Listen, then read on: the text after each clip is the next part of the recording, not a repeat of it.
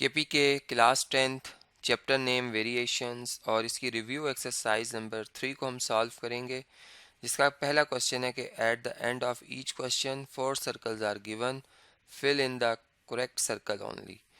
जैसे कि पहला पार्ट है, इसमें इस तरह से एक स्टेटमेंट लिखी हुई है कि direct variation between A and B is expressed as.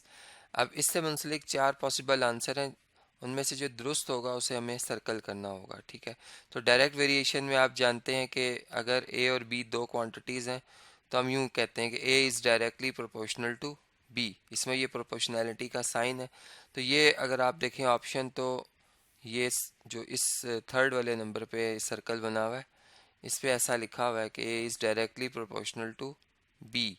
तो हम इस सर्कल को शेड कर देंगे, ये हमारा फाइनल आंसर होगा। इससे नेक्स्ट प्रॉब्लम है, इसमें लिखा हुआ है कि if m is inversely proportional to n then. तो देखें, जब हम इस प्रोपोर्शनैलिटी के साइन को हटाते हैं, फॉर एग्जांपल यहाँ पे अगर हम देखें तो हम ये कह रहे हैं कि m is inversely proportional to n। ठीक है, अब यहाँ पर हम अगर इक्वालिटी का साइन लेके आएंगे तो हमें कांस्टेंट ऑफ प्रोपोर्शनैलिटी को 1 से मल्टीप्लाई करना होगा, यानी ये न्यूमरेटर में जो 1 लिखा हुआ है, तो ये k वंस आर k आ जाएगा ओवर n।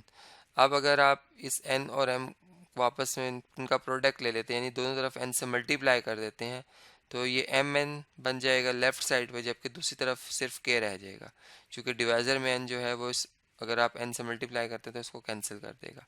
तो k जो है इक्वल टू mn आ जाएगा, जो कि ऑप्शन नंबर लास्ट वाले में लिखा हुआ है ऐसा। ठीक है, तो इस सर्कल को हम शेड कर देंगे, ये हमारा फाइनल आंसर होगा। ठीक है, तो इसी के से आप ये जो MCQ है ये समझ सकते हैं।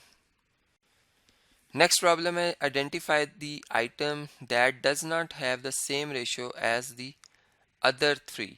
यानी कि इसमें हमने से वो आंसर देखने हैं जिनकी रेशियो का आंसर एक जैसा नहीं आएगा। मतलब कि इनमें 3 ऐसी रेशियोज हैं जो एक ही आंसर को शो करेंगी। ठीक है, जैसे अगर हम 30:45 को अगर सिंप्लीफाइड फॉर्म में देखें तो 5 के टेबल से दोनों को डिवाइड किया जा सकता है। 5 6 टाइम होता है 30 और 5 9 टाइम होता है 45। ठीक है, इसको हम 6/9 लिख सकते हैं। फिर हम अगर इसको फर्दर देखें तो 3 से डिवाइड हो रहा है ये नंबर, मतलब 6। 3 2 टाइम 6 होता है और 3 3 जार 9 होता है, तो इसको हम 2:3 लिख सकते हैं। ठीक है, सेम इसमें भी 2:3 लिखा हुआ और इसमें भी 3:2 जो है वो, बल्कि इसमें इसमें अगर देखें तो 3:2 लिखा हुआ है, ये 2:3 है। जबकि 4/6, अगर हम 4/6 को देखें तो 4/6 को अगर हम सिंप्लीफाई करें तो ये 2, क्योंकि 2 2 ज़ा 4 होता है, 2 3 ज़ा 6 होता है, तो इसको आप 2/3 या 2:3 लिख सकते हैं। ठीक है, यानी कि ये और थर्ड वाले, ये पहले 3 एक जैसे हैं। ठीक है, लेकिन 3:2 का मतलब इन तीनों से मुख्तलिफ है, इसलिए हम इस ऑप्शन को, लास्ट वाले ऑप्शन को सर्कल कर देंगे। ये हमारा जो है वो बिल्कुल दुरुस्त आंसर होगा। ठीक है, तो हम इस तरह से इसको, चलें इस तरह से सर्कल कर देते हैं, शेड। ठीक है जी, अब नेक्स्ट जो आ रहा है MCQ वो मैं आपसे डिस्कस करता हूँ। नेक्स्ट है जी फोर्थ MCQ, इसमें लिखा हुआ है if A over B is equal to C over D then by alternendo property. यानी अगर ये एक प्रोपोर्शन है, प्रोपोर्शन हम जानते हैं इक्वालिटी ऑफ टू रेशियोज को कहा जाता है, तो अल्टरनेटो प्रॉपर्टी इनमें से कौन सी लिखी हुई। देखें, अल्टरनेटो में हम क्या करते हैं, जो अल्टरनेट्स हैं, जैसे कि अगर आप इस B को देखें, ये B जो है ये रिप्लेस हो जाएगा किसके साथ, इस C के साथ, यानी मीन्स आपस में रिप्लेस कर दें अगर हम, तो ये है अल्टरनेटो प्रॉपर्टी। ठीक है, यानी कि आप A ओवर C को बराबर लिख दें B ओवर D के साथ। ठीक है, तो अब ऐसा अगर आप देखें रिजल्ट, तो वो कौन से स्टेटमेंट में लिखा हुआ है, किस सर्कल में लिखा हुआ है।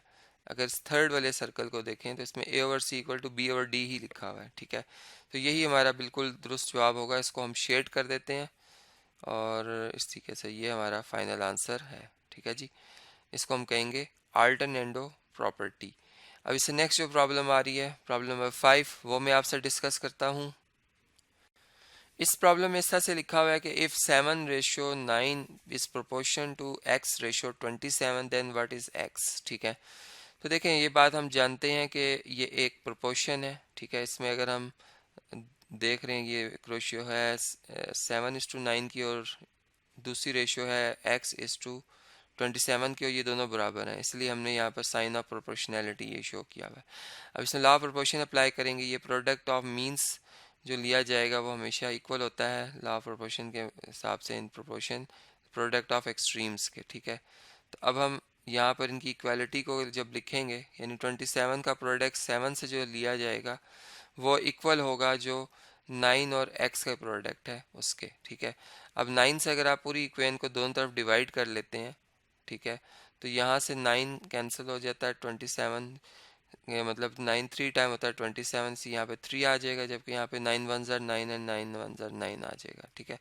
तो 3 और 7 अगर मल्टीप्लाई होते हैं तो 21 आ जाता है, यानी x जो है, अदरवाइज हम कह सकते हैं x जो है वो 21 है, ठीक है। अब 21 हमारा कौन से सर्कल में लिखा हुआ है, पहले वाले सर्कल में x की वैल्यू 21 लिखी हुई है, ठीक है। इसे हम शेड कर देंगे, ये हमारा फाइनल आंसर है। तो इसी के से आप देख सकते हैं कि हमने प्रोपोर्शनैलिटी के इस क्वेश्चन को सिंप्लीफाई किया। नेक्स्ट प्रॉब्लम है, इसमें लिखा हुआ है कि the third proportional of x and y is. अब थर्ड प्रोपोर्शनल कैसे फाइंड किया जाता है, उसका रूल क्या है, वो इस तरीके से है कि अगर फर्ज करें हम ये कहते हैं कि जो a है वो थर्ड प्रोपोर्शनल है, ठीक है, यानी लेट्स से कि हम कहते हैं a is the third proportional, ठीक है। तो अब उस मतलब डेफिनेशन के मुताबिक जो थर्ड प्रोपोर्शनल की है उसमें हम जो दो क्वांटिटीज़ लिखी हुई हैं जैसे कि x एंड y, तो हम इनको यूँ अरेंज करेंगे कि x रेशियो y लेंगे, प्रोपोर्शनैलिटी का साइन लगाएंगे, फिर y की रेशियो ले लेंगे a के साथ, यानी a तब कहलाएगा थर्ड प्रोपोर्शनल। अब आप प्रोडक्ट ऑफ मीन्स और प्रोडक्ट ऑफ एक्सट्रीम्स को जब इक्वल करेंगे तो ax का प्रोडक्ट जब आप y स्क्वायर के इक्वल कर लेंगे, तो यहाँ से a जब आप सेपरेट करेंगे तो a इज इक्वल टू हो जाएगा y डिवाइडेड बाय x के, और वो ऑप्शन जो है वो इस सर्कल में लिखा हुआ है Y square divided by X, इस थर्ड वाले सर्कल में, ठीक है। तो हम इस सर्कल को शेड कर देंगे, ये हमारा फाइनल आंसर होगा। तो इस तरीके से हम ये प्रॉब्लम जो है वो अंडरस्टैंड कर सकते हैं। देखिए जी, इससे नेक्स्ट प्रॉब्लम है, इसमें लिखा हुआ है कि x is inversely proportional to y and y is inversely proportional to z। Then अब हम इन दोनों में यानी x और y में अगर, या x और z में, बल्कि x और z में अगर हम रिलेशन देखें तो वो क्या बनेगा, क्या इन्वर्स बनेगा या डायरेक्ट, इस बात को हमने अंडरस्टैंड करना है। तो देखिए यहाँ से हम ये बात कर रहे हैं कि x जो है वो y के इन्वर्सली प्रोपोर्शनल है, ठीक है, और दूसरी तरफ हम ये एक साथ कह रहे हैं कि y का जो रिलेशन है z के साथ वो इन्वर्स है, ठीक है। यानी अगर अगर हम यूँ कहें कि 1/y का रिलेशन z के साथ क्या होगा, तो वो हमेशा कह सकते हैं कि रेसिप्रोकल अगर हम लेंगे तो 1/y का जो रिलेशन आएगा वो z के साथ इस तरीके से डायरेक्ट हो जाएगा, ठीक है। यानी अगर हम इस 1/y को रिप्लेस कर दें इसके साथ, z के साथ, चूँकि 1/y का डायरेक्ट रिलेशन है z के साथ, तो हम यूँ कहेंगे कि x का जो रिलेशन बनेगा वो z के साथ वो डायरेक्ट बन जाएगा, ठीक है, चूँकि x का y के साथ इन्वर्स है और y का z के साथ इन्वर्स है, तो फिर इसका मतलब x और z में जो आपस में रिलेशन है वो फिर डायरेक्ट हो जाएगा, ठीक है। तो इस तरीके से अब ये हम इस तक आंसर तक पहुँचे हैं जो कि इस सर्कल में लिखा हुआ है, यानी सेकंड सर्कल को हम शेड कर देंगे, ये इसी हिसाब से है जैसे कि हमने अभी आंसर को फाइंड आउट करने के लिए वर्किंग की है कि x और z में जो है रिलेशनशिप है वो डायरेक्ट वेरिएशन का है, ठीक है। तो इसलिए हम इस सर्कल को जो है वो शेड कर देंगे। नेक्स्ट प्रॉब्लम है जी, इसमें लिखा हुआ है कि if 2a+1 ratio 21 is proportional to 4:7 then a क्या होगा। तो देखें इसमें भी प्रोपोर्शन है, ठीक है, ये 2a+1 पहली टर्म है, इसकी रेशियो ली जा रही है 21 के साथ, जबकि ये प्रोपोर्शनैलिटी का साइन है, प्रोपोर्शन का सॉरी साइन है, और दूसरी तरफ लिखा हुआ है 4:7। अब आप जब लॉ ऑफ प्रोपोर्शन यूज़ करेंगे तो प्रोडक्ट ऑफ मीन्स को और प्रोडक्ट ऑफ एक्सट्रीम्स को आप बराबर रखेंगे, ठीक है। तो 7 जो है इसका प्रोडक्ट लिया जाएगा 2a+1 के साथ, जबकि दूसरी तरफ जो है 21 और 4 का प्रोडक्ट लिया जाएगा, ठीक है। अब आप 7 से अगर डिवाइड कर देते हैं दोनों तरफ तो 2a+1 इज इक्वल टू हो जाएगा 21 इंटू 4 डिवाइडेड बाय 7, ठीक है। अब 7 के टेबल से हम 21 को कैंसिल कर सकते हैं, 7 1 ज़ार 7 एंड 7 3 ज़ार 21, ठीक है। और 3 और 4 जब मल्टीप्लाई होंगे तो ये आ जाएगा आपके पास आंसर 12, ठीक है।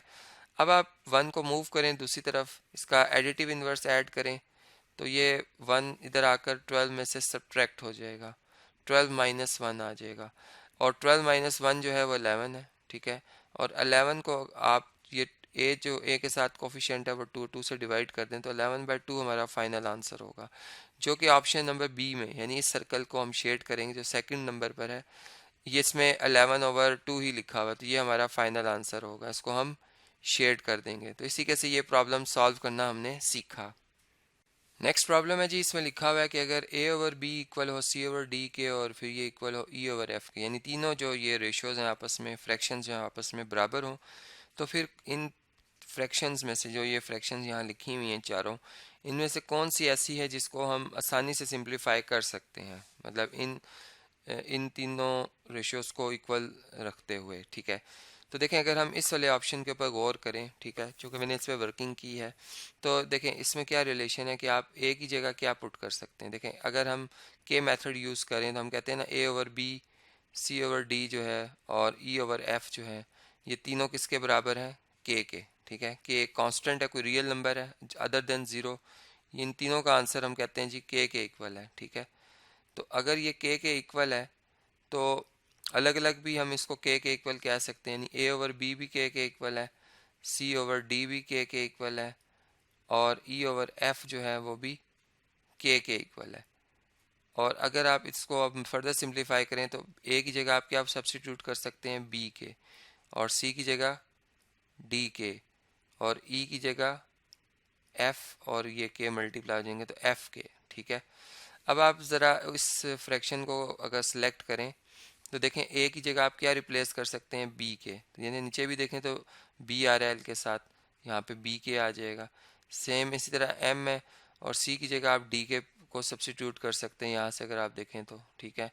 और ई एन जो है, एन आ रहा है लेकिन इसके साथ ई है, और ई को आप एफ के कह सकते हैं, ठीक है। तो ये आप इसी के से सब्सटीट्यूशन कर सकते हैं, नीचे L B plus M D और प्लस एन एफ, ये ऐसे ही रहेंगे। अब ऊपर अगर आप देखें न्यूमरेटर में से आप के बड़ी आसानी से तीनों टर्म में से कॉमन ले सकते हैं, यानी फैक्टराइज करेंगे तो यहाँ पे एल बी एक टर्म आएगी, एक एम डी आएगी और एक आ जाएगी एन एफ, ठीक है। जबकि डिवाइज़र में भी सेम यही आपको जो है एक्सप्रेशन मिल रहा है, L B plus M D plus N F. तो ये देख सकते हैं आप, ये बिल्कुल एग्जैक्ट एक दूसरे को कैंसिल कर देंगे, सिंप्लीफाई होकर ये जो फ्रैक्शन है हमें आंसर के दे सकती है, ठीक है। जबकि इनके अलावा आप किसी और में अगर यही वाला तरीका यूज़ करते हैं, यानी ए के इक्वल, ए को बी के इक्वल, और सी को डी के इक्वल, और ई को एफ के इक्वल, फर्स्ट में सेकंड में या थर्ड में, तो फर्स्ट में थर्ड में और फोर्थ में, तो ये आपको सिंप्लीफाई आप मतलब इनको नहीं कर सकते हैं, ठीक है। इसलिए जो ये ऑप्शन है सेकंड वाला जो सर्कल है, इसको हम शेड कर देंगे कि ये बिल्कुल फ्रैक्शन ठीक लिखी हुई है, ठीक है। इस लिहाज से हम इसको जो है वो सिलेक्ट कर लेंगे, ठीक है जी। तो अब इसी के से अब जो नेक्स्ट क्वेश्चन आ रहा है पार्ट 10, वो मैं आपसे डिस्कस करता हूँ जी। नेक्स्ट क्वेश्चन है कि इसमें पूछा जा रहा है कि which of the following is the situation in which X varies directly as Y, यानी कि एक्स जो है वो वेरीज कर रहा है डायरेक्टली एज वाई, जैसे जैसे वाई में इंक्रीज आता है तो एक्स में भी इंक्रीज आता है, ठीक है। और जैसे जैसे एक्स में डिक्रीज आएगा तो वाई में भी डिक्रीज आएगा। अब ये किस रिलेशन में ऐसा लिखा हुआ है, ठीक है, इस बात को हमने समझना। तो देखें अगर आप इस ऑप्शन को देखें जो ये लास्ट में लिखा हुआ है, इसमें लिखा हुआ है कि एक्स जो है वो इक्वल है 7/16 टाइम्स वाई के, ठीक है। यानी ये इसमें कांस्टेंट है 7/16। अगर मैं इसको रिमूव कर देता हूँ बीच में से तो मुझे प्रोपोर्शनैलिटी का साइन शो करना होगा यहाँ, जिसमें हम ये कहेंगे कि X is directly proportional to Y, ठीक है। जबकि बाकी ऑप्शंस जो जितने भी हैं उनमें ऐसा नहीं बन सकता, ठीक है। तो यही वो रिलेशन जिसमें हमें नज़र आ रहा है कि एक्स और वाई में जो डायरेक्ट वेरिएशन है वो शो होती है, और इसमें जो के कांस्टेंट ऑफ प्रोपोर्शनैलिटी है वो 7/16 है, ठीक है। वो अब अलग बात है कि ये वैल्यू कैसे आई, लेकिन हम यूं कह सकते हैं कि जो डायरेक्ट वेरिएशन के लिए रिलेशन शो हो रहा है वो इस ऑप्शन नंबर लास्ट वाले में शो हो रहा है, जिसको फोर्थ वाला सर्कल हम कह सकते हैं। इसको मैं शेड कर दूंगा और ये हमारा जो है वो फाइनल आंसर कहलाएगा। तो इसी के से ये प्रॉब्लम जो है वो हमने सॉल्व करना सीखा। अब इस एक्सरसाइज के जो रिमेनिंग क्वेश्चंस हैं यानी क्वेश्चन नंबर 2 से ऑनवर्ड, वो मैं इस वीडियो को कंटिन्यू कर रहा हूँ। नेक्स्ट वीडियो में मैं उन वीडियोस में आपसे वो क्वेश्चंस डिस्कस करूँगा।